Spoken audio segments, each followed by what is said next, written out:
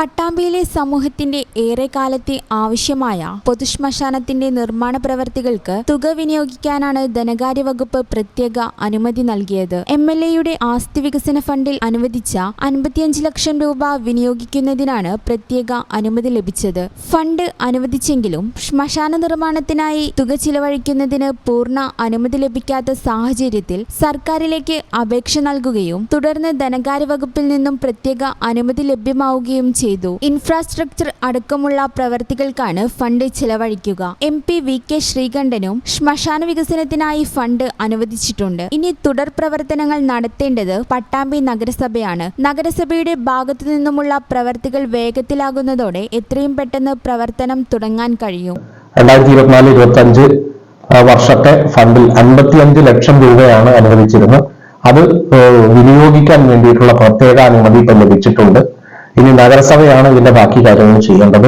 നഗരസഭക്കാണ് ഈ നിർവഹണ ചുമതല കൊടുത്തിട്ടുള്ളത്.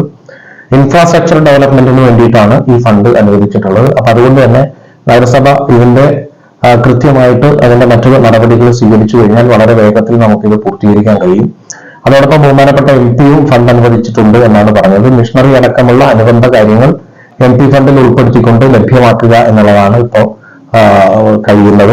പട്ടാമ്പി പഞ്ചായത്തായിരിക്കുമ്പോൾ 1970-ലാണ് നമ്പ്രം റോഡിൽ പൊതുശ്മശാനം സ്ഥാപിച്ചത്. 2012-ലെ UDF ഭരണസമിതിയുടെ ഫണ്ട് ഉപയോഗിച്ച് നമ്പ്രത്തുള്ള സ്ഥലത്ത് ആധുനിക രീതിയിലുള്ള വാതക ശ്മശാനം സജ്ജീകരിച്ച് തുറക്കാൻ ശ്രമിച്ചെങ്കിലും പ്രദേശവാസികളുടെ പരാതിയിൽ ഹൈക്കോടതിയിൽ കേസ് നടക്കുന്നതിനാൽ തുറക്കാനായില്ല. വാതക ശ്മശാനത്തിന്റെ ചില ഉപകരണങ്ങൾ സ്ഥാപിച്ചിട്ടുണ്ട്. ഭാരതപ്പുഴയോരത്ത് നിലകൊള്ളുന്ന ശ്മശാനത്തിൽ കർമ്മങ്ങൾ ചെയ്യാനുള്ള സൗകര്യമുണ്ട്. വാതക ശ്മശാനമാണ് സജ്ജമാക്കുന്നത്. നിലവിൽ പട്ടാമ്പി മേഖലയിലുള്ളവർ ഷൊർണൂർ, ചെറുതുരുത്തി എന്നിവിടങ്ങളിലെ ശ്മശാനങ്ങളാണ് ശവസംസ്കാരത്തിന് ആശ്രയിക്കുന്നത്. പട്ടാമ്പിയിൽ പൊതുശ്മശാനം പ്രവർത്തനം ആരംഭിക്കുന്നതോടെ ശവസംസ്കാരത്തിനും മരണാനന്തര കർമ്മങ്ങൾക്കും ദൂരസ്ഥലങ്ങളിലേക്ക് പോകേണ്ടി വരില്ല. ഈ channel news, Pattambi. Kavita Gold and Diamonds. Choose your special.